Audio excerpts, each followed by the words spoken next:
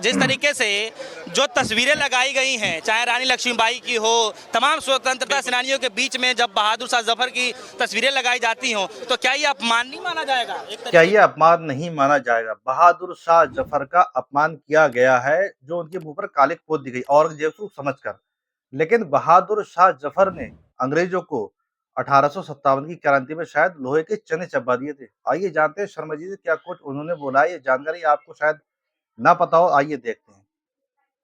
किस चीज का? बहादुर शाह जफर का जो है ये बहादुर शाह जफर का अपमान है, क्योंकि उनके मुंह पे कालिक पोती गई है, जबकि वो अंग्रेजों से लड़ाई में सबसे बड़े आगे सिरमौर बन के उभरे थे। चने चबवा लोहे के चने चबवा दिए थे। ठीक बात है जी। पूरी जो अंग्रेजों ने हमारे ऊपर राज करने की कोशिश करी थी, 1757 से अंग्रेजों का राज शुरू हो गया था प्लासी के युद्ध से, और 100 साल तक ईस्ट इंडिया कंपनी राज करती रही थी। 1857 की क्रांति के बाद विक्टोरिया राज स्थापित हो गया था, कंपनी राज से जाके रानी के राज में तब्दील हो गया था। लेकिन उन्होंने इसका पुरजोर विरोध करा था, तमाम देश को इकट्ठा करा था। शहीद मंगल पांडे जो मेरठ से उन्होंने क्रांति की आगाज शुरुआत करी थी, झांसी की रानी लक्ष्मीबाई ने अंग्रेजों के खिलाफ मोर्चा लिया था, उन तमाम जिन्होंने स्वतंत्रता सेनानियों का मुकाला कर दिया। सिर्फ औरंगजेब का मुकाला इन्होंने, सिर्फ बहादुर शाह जफर का मुकाला नहीं करा, तमाम स्वतंत्रता सेनानियों का मुकाला कर दिया जिन्होंने अंग्रेजों से लोहा लिया था। लेकिन ये बेवकूफ लोग हैं, मालूम ही नहीं कि कौन क्रांतिकारी कौन, क्योंकि इनके खानदान में, इनके पुरखों में, इनकी सारी की सारी शाखाओं में, इनके सारे के सारे पुराने संघों में, किसी भी परिसंघ में कोई भी एक किसी ने आजादी के लिए कुर्बानी दी हो तो इन्हें पता हो। आरएसएस का 100 सालों के इतिहास में एक भी व्यक्ति का नाम ऐसा नहीं जिसे हम कह सके कि इसने अंग्रेजों से लड़ने के लिए अपने देश हित में कुर्बानी दी, नाखून तक कटाया। एक व्यक्ति आपको नहीं मिलेगा पूरे 100 सालों के इतिहास में।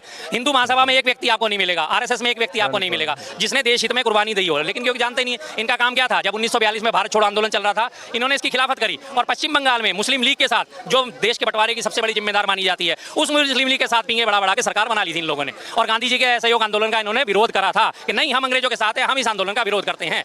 ये हालत है इन लोगों की। इनको क्या देश हित की उपेक्षा करी जाए? मान लिया जाए कि चलिए पुरानी तस्वीरें हैं, समझ में नहीं आती होंगी, लेकिन कुछ दिन पहले महाराष्ट्र में भी विरोध हुआ था, नागपुर में देखा गया, और उसके तहत जो है लोग सड़कों पर उतरे, फिर वहां भी यही गलती कर दी।